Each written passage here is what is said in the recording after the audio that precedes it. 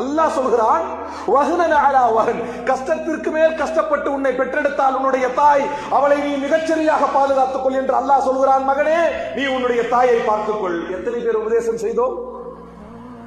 வஹ்னன் அலா வஹ்ன் வஃபிஸாலுஹு ஃபீ ஆமைன், உனக்கு பால் கொடுத்த காலம் வரை, காலம் மற்றும் 2 வருடங்கள். யோசித்து பாருங்கள், அந்த 2 ஆண்டுகள் முழுமையாக தூங்க முடியாது.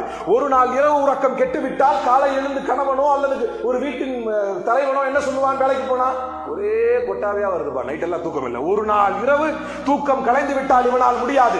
2 ஆண்டுகள் தூக்கத்தை துளைப்பால், 2 ஆண்டுகள் பகல் வாழ்க்கையை துளைப்பால், 2 ஆண்டுகள் தன் சுதந்திரத்தை துளைப்பால், 2 ஆண்டுகள் தன்னுடைய உடல் அழகை இழப்பால், 2 ஆண்டுகள் குழந்தையை எடுத்துக்கொண்டு சுற்றுவாள், 2 ஆண்டுகள் எறும்பு கடித்தாலும் என்னவென்று தெரியாமல் துடிப்பாள், 2 ஆண்டுகள் பாலுக்கு அழுதாலும் என்னவென்று தெரியாமல் துடிப்பாள், 2 ஆண்டுகள் எதற்கு அழுகிறதே என்று தெரியாமல் துடிப்பாள். இப்படி உன்னுடைய தாய் துடிக்கிறாள். அதனால் உன்னுடைய தாயையும் தந்தையும் கவனிக்க வேண்டியது உன்னுடைய கடமை என்று அல்லாஹ் குர்ஆனிலே சொல்கிறான்.